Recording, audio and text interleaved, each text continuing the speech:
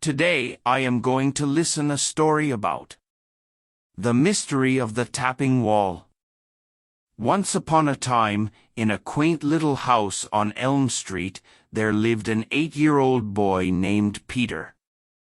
Peter was an imaginative and curious child with a heart full of wonder, and a mind that was always eager to explore the mysteries of the world.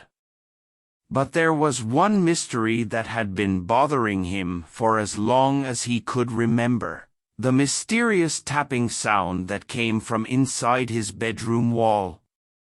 Every night, just as Peter was about to drift off to sleep, he would hear it, a gentle but persistent tap, tap, tap.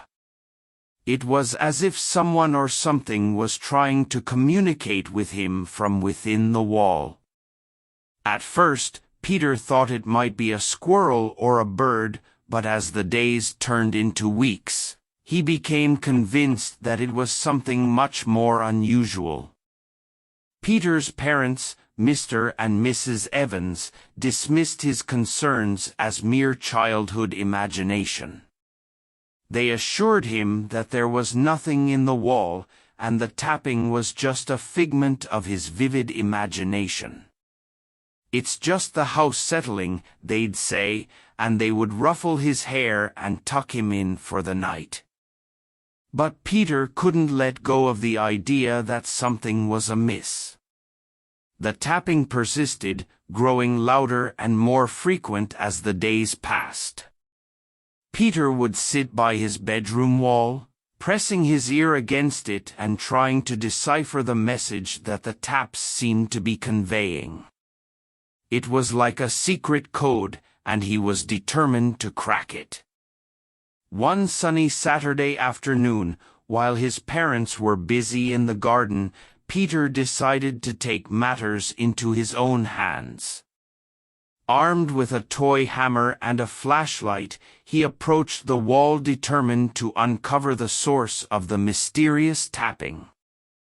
With each tap he heard, he'd respond with a tap of his own, as if trying to communicate with whatever was on the other side.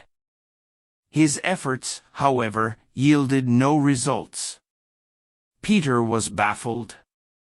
He had expected to find a hidden room, a message, or perhaps even a playful ghost. But the wall remained solid and mysterious. His parents, when they found him trying to communicate with the wall, sighed and chided him gently for being so persistent. Days turned into weeks, and Peter's obsession with the tapping only grew stronger.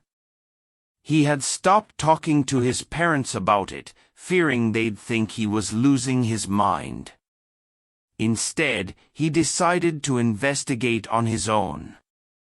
He spent hours in the local library, researching the history of his house, looking for any clues that might explain the strange phenomenon. One evening, while poring over dusty old books in the library, Peter stumbled upon a story about the previous owner of their house, an eccentric inventor named Professor Albert Marlowe.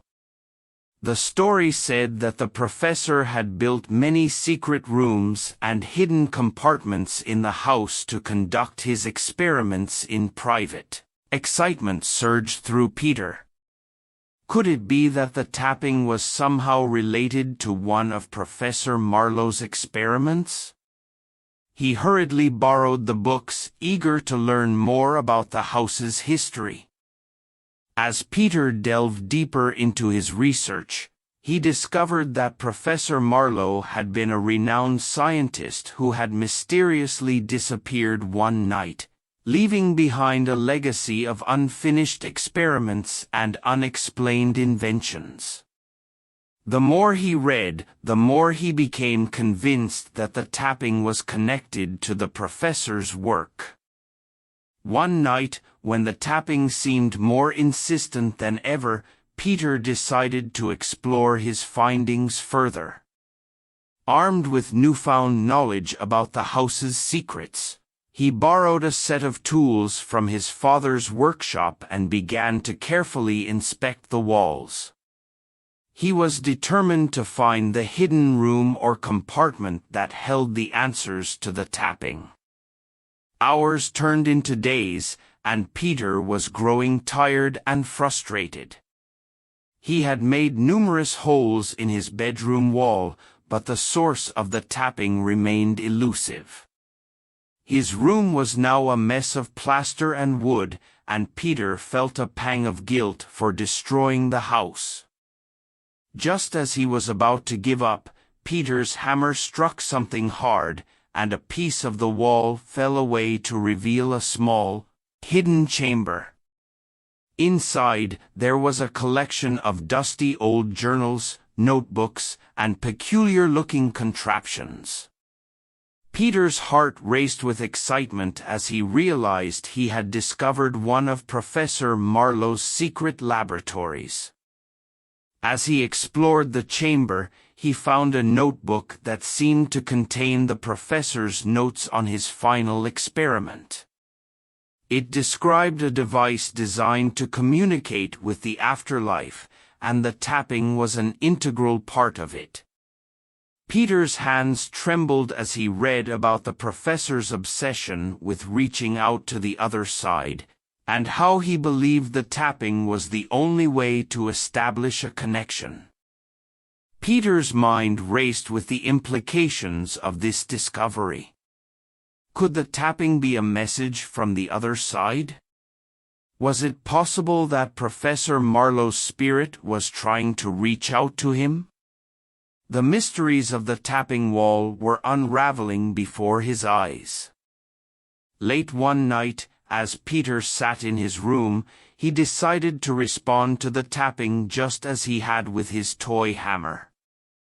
He tapped back rhythmically, tears filling his eyes as he thought about the lonely inventor who had disappeared without a trace. The tapping became more frantic, as if in response to Peter's communication. In the following weeks, Peter diligently continued his communication with the tapping wall. He spent hours deciphering the messages, and it seemed that the professor's spirit was indeed trying to connect with him. The messages were cryptic and filled with longing, but Peter felt a deep connection with the inventor who had once lived in his house. Word of Peter's discovery began to spread throughout the neighborhood, and soon, people from all around came to witness the marvel of the tapping wall. The town rallied together to restore the professor's laboratory and preserve his legacy. It was as if the tapping had brought the community closer, bridging the gap between the past and the present.